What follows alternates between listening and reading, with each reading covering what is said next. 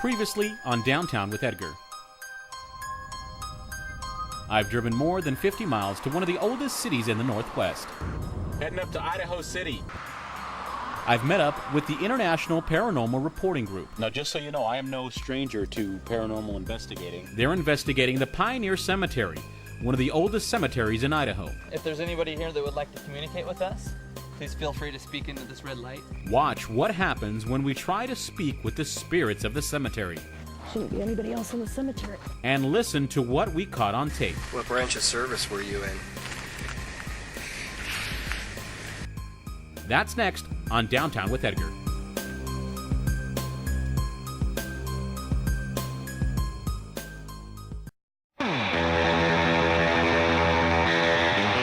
My name is Edgar Linares. Not that there's anything going on there. This is our first annual costume contest. I've traveled the country and worked as a reporter. I'm wearing 2 pairs of socks and my toes are nice and toasty. While in news, I've been dragged by a boat.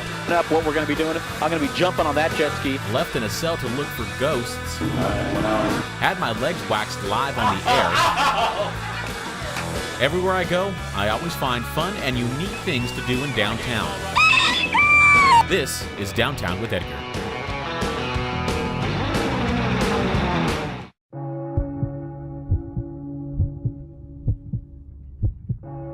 It was just after 9 o'clock when we began investigating the Pioneer Cemetery.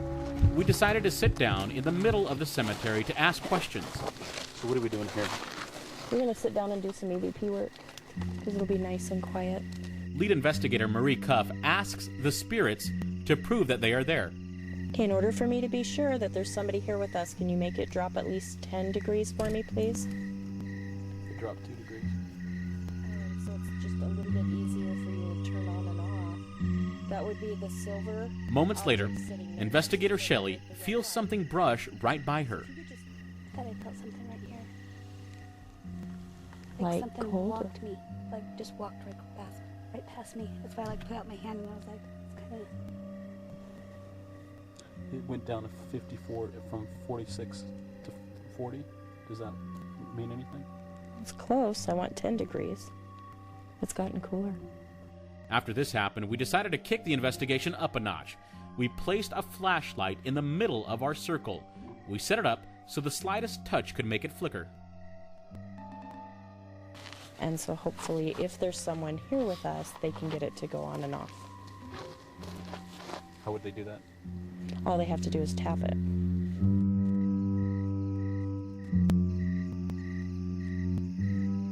We waited for a few minutes, but nothing happened. Marie then noticed that investigator Bobby's recorder had stopped working. Okay, we just had an audio go dead. Wow, battery's dead.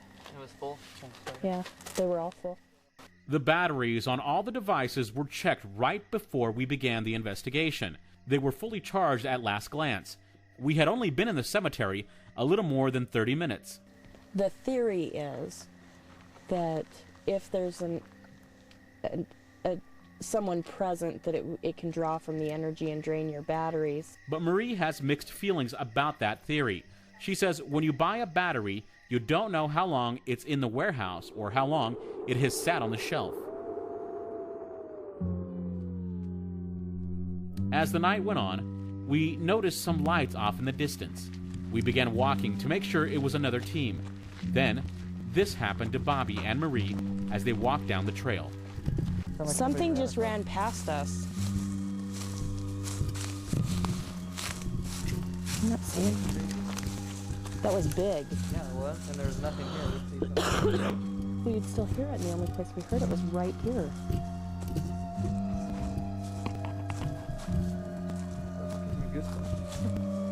That was weird. Something ran past us. I took one step, and all of a sudden, I heard 2 steps in the brush behind me. Yeah. Two, like a 1-2 step, like essentially a person run by. Yeah. You know, or something that it just didn't make sense. Dean and them were down this way. We passed them coming up. They spoke about going over this way, but Bo's still there. Who was that? That's Edgar. Okay. Did you discover if there was another team down there, or? Yeah. That's There is. part of Okay, that's what I thought. After doing some EVP work, we decided to wrap up our part of the investigation. It was time for the group to take home whatever they had recorded, photographed, and videotaped home. They needed to carefully research all the information they collected. I'll tell you that photographic evidence and video evidence is actually extremely rare.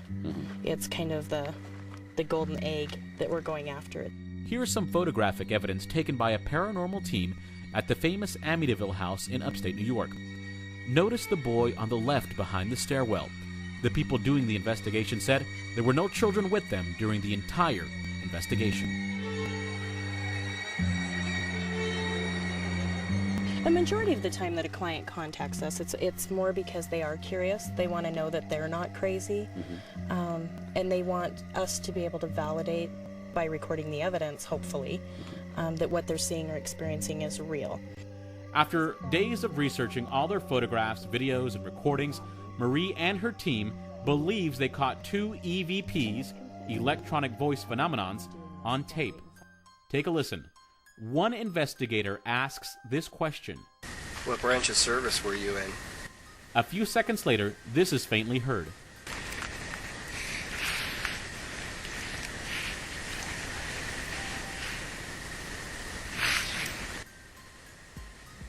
The voice says, "Darn right," and "bless you," according to researchers.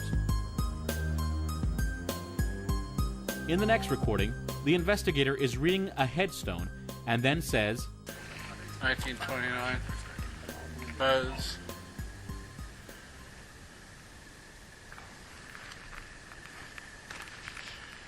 I kind of grew up in a little bit different family in that my mom is Apache Indian and my dad's Irish. And so we were never taught that those things didn't exist. Very much the opposite. They do exist. You just need to research and find out for yourself. And that's what we did at the Pioneer Cemetery in Idaho City. For Downtown with Edgar, I'm Edgar Linares. Have a great Thanksgiving.